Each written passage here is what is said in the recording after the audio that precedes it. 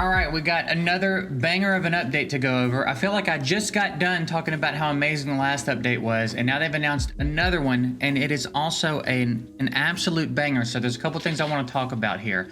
We have a Leo banner coming, which is pretty huge. Anybody that missed out on Leo last time and perhaps regrets it, almost certainly regrets it. You've got a shot now to get your Leo, and if you've got one and you need some copies of him, this will be great. All right, he's also going to be the champ available in Giant Tower event. So if you've got some cards to pop, you're going to be able to get a couple of copies of him, which again is going to be really handy, especially if you don't have him at Immortal yet. A Quantum Mimic Machine event is opening, and there are Leo copies in here as well. Again, that's luck of the draw.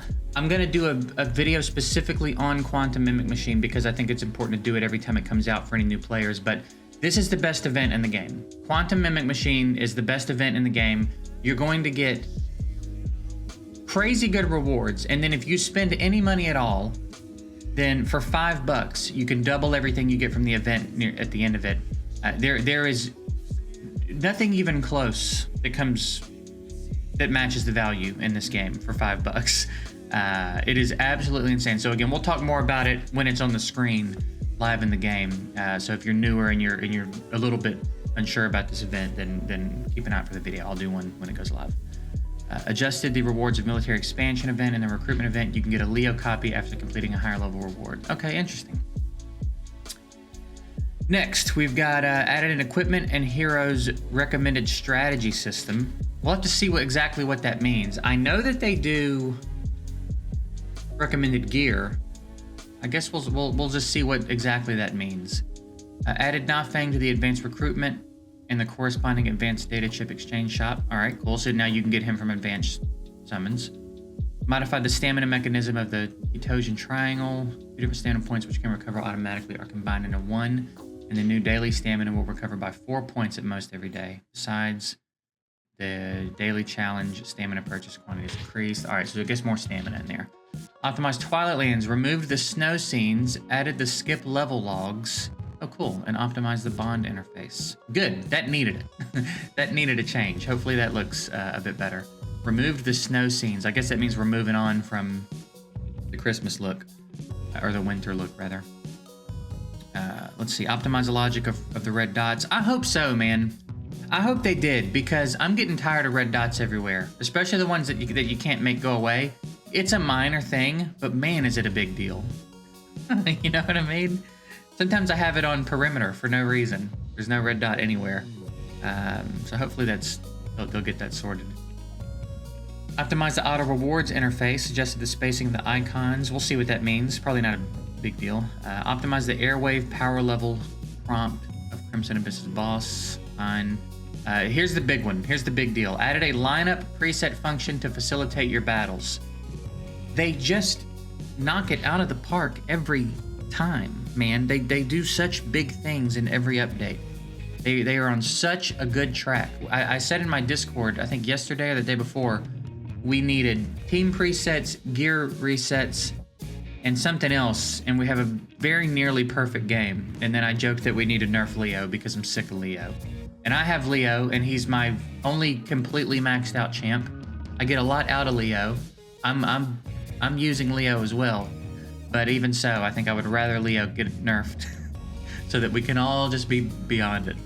Although there's ways to counter him, but I just think he's too strong. But that's a preference thing. That's the big thing I really wanted to talk about was team presets. Do you understand how much time that saves? Twilight Land when you're going through? Because for me, I bounce back and forth a lot from Summoner to Vanguard to Energy. Those are my big three that I try to find when I can.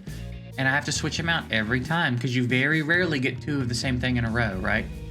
So every round, I'm switching out at least 3 of my champs and a commander and a prototype every single round. That's just Twilight Lands. That's not everywhere else. So this is also going to make it a little bit more fun to like test more things, because sometimes I don't want to play around with my teams in a dungeon because I don't want to forget who I had, or I don't want to keep rebuilding them. So having this is going to be really nice for dungeons. It's going to be really nice. We'll see how they implement it. There's a few different ways this could go. I certainly am optimistic. I have a lot of faith in what they do and the way that they do it so far. So I think it's going to be fine. It might come out a little clunky. We'll see. We'll see. You know what I mean? There are still a couple of things in the game that are a little bit clunky, but we're definitely moving so heavily in the right direction that even if it is fine, it's still going to be a huge quality of life thing. And again, I have faith that they'll polish all of this stuff as we move forward. So that's huge. They either had a roadmap that was just going to nail all of this anyway, or they're doing a really good job of listening to feedback and implementing things that need implementing. Either way, those are both very positive things. So it's great, man. It's great. They're doing so much right. I'm loving it. Optimize hero skills and exclusive equipment descriptions. We'll see what that means. Maybe they fixed some of the wording on some of the skills is a little off. You can see that it's a translation issue, so maybe that's what that means. I'm not sure. Remove the combat power warning tips at some higher levels of the boss. That's good, because I've noticed in in some of the newer ones it'll be like, it's recommended you have a team power of 14.3 million. It's like, well, that's more than my whole account, so that's probably not going to happen. So I'm glad they're getting rid of that. What else? Display of equipment AS attributes to the hero stats interface. Nice. I've noticed that's been a substat lately. They added that. Stretch the filter box of hero classes on the lineup interface. Reduce size of avatars. Yeah, the rest of that's just stuff. Fix an issue when using multiple random commander chests. What's a commander chest?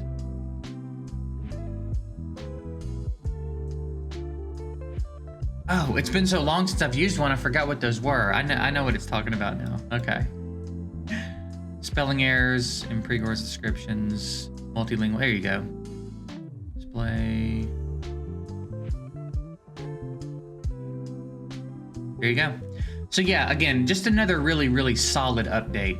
They're just killing it, man. This is so nice compared to my previous. What are we at now? Nine, almost 10 years of experience playing these games. This is a breath of fresh air. So yeah, I hope you guys are stoked about this one. I reckon that's it. Let me know what you think about this update. What else are you hoping for? I think the list is getting real short of things that we need in the game. So let me know what else is on your list, what you're hoping to see soon, and what you think about this update. And we'll see you soon with another one later.